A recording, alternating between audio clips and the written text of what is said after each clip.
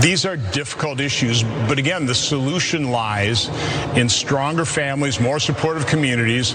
I would argue renewed faith. We've lost that. We stopped teaching values in so many of our schools. Now we're teaching wokeness. We're indoctrinating our children with things like CRT, telling some children they're not equal to others and they're the cause of other people's problems. But these shootings, Senator, there's were a going on long before CRT and wokeness, right? Well, yeah, I think CRT's been going on under the radar for quite some time as well. Wokeness has been. Liberal indoctrination has been. What I'm trying to figure out is when are these libs and these Democrats going to stop playing politics with the shooting down in Uvalde, Texas? Oh, I'm sorry. That was Republican Senator Ron Johnson talking about CRT, wokeness, and Democrats in response to this, the latest mass shooting in an elementary school that took 19 children's lives and then 2 adults. That's not playing politics.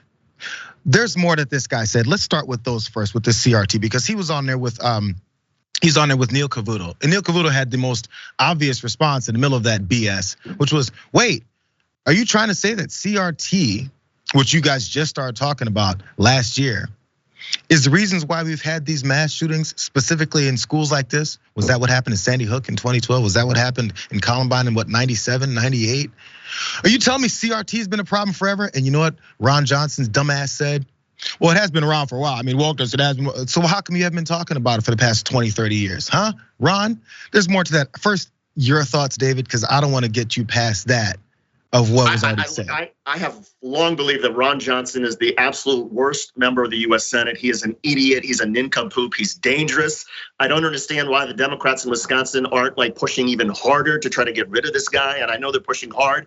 And I also don't understand why, there are some common sense Republicans in the great state of Wisconsin.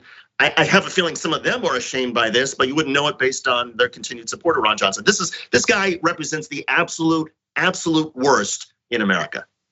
And either he doesn't know it because he's so wrapped up in it, or he just doesn't care, or he thinks enough Americans think the same way he does, which is very hateful here. Anyone who's been pushing the CRT stuff, do they really think that's what led to the shooting? The next question should be, so tell me which CRT teachings that's not being taught in these schools led to this? Because apparently this is inequality. Either way it goes, Cavuto did ask him further about even basic stiffer gun regulation like background checks. He has issues with that too as he tries to toe that line. Watch. Do you think there are some people though who shouldn't have guns? Yeah, obviously. Former felons that have used them to commit crimes. People that are truly mentally ill. But there are issues in terms of how you make that determination. These are hard things to determine. But this fellow in Texas, Salvador Ramos, he legally bought his 2 guns. Right. And now, of course, we didn't have the paper trail and the record to your point, but do you think that would require maybe stiffer background checks? No matter what you do, people fall through the cracks. You can't identify all these problems. You can't arrest somebody for a crime they haven't committed yet. No matter what you do, people are gonna fall through the cracks. That was, the answer was no. I have nothing to say about background checks. I want nothing more of that. You can't say blatant yes or no. In this case, no. You have to say, well, it's kind of hard. Oh yeah, sure. People who are actually mentally, what do you say? Truly mentally ill. Does that mean that we're assessing that other folks are just kind of mentally ill? Or maybe it's the Republicans that are calling everyone mentally ill. Neil Cavuto's colleague Tucker Carlson said that this white terrorist in Buffalo was mentally ill. Does that fall within it, Ron? Because you said truly mentally ill. So either you agree with Tucker or you disagree with Tucker. If you agree with him, this guy was truly mentally ill, maybe shouldn't have had the guns. So that means you have to have some form of gun control. Oh, but you can't say that because the gun lobby pays you too much. So then instead, you have to say that people that are truly mentally ill, whichever future people those are that we don't have to deal with yet, we're gonna wait for them to shoot up people so we can say they're kind of mentally ill, but maybe not, just in case whatever the gun lobby tells us to say. They're moving, they're kicking the ball down the road further and further to make sure they do nothing about this. Truly mentally ill is actually the situation, huh? And these are hard things to determine. Well, how do we determine them? Position of power, man, Ron Johnson. If you don't know, get the hell out of the Senate. He went through more because he tried to find another way to figure out how to see what might stick as far as his excuses. He continues on. What do you make of the mental health issue and whether that has got to be part of where we go from here? That is the problem. There's a sickness in our society. I've always said overall, the solution is renewed faith, stronger families, more supportive communities. I don't think it's helpful that kids are spending so much time in front of a computer screen, playing these games, being alienated, bullying on social media platforms. We need to re-examine. We need to re-engage into society, have more events person to person. This is a society-wide problem, a society-wide sickness that is not going to be solved by some additional gun laws here in Washington, D.C.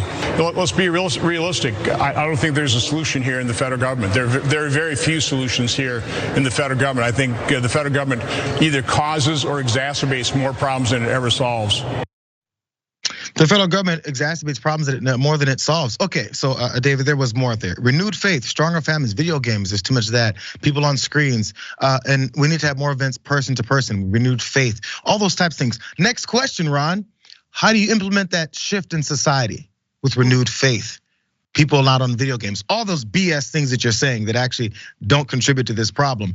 And if it does, if they don't have guns in their hands, they can't carry out those plans. But how do you implement those things? Since that's the solution, you've got the magic solution.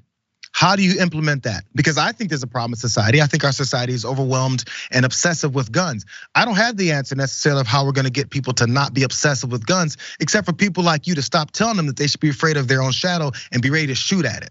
But that's our society. Our society's in this place. Just because yours is misplaced, let's both come up with solutions to how we're gonna change this society, because we've definitely got it here over the past few hundred years.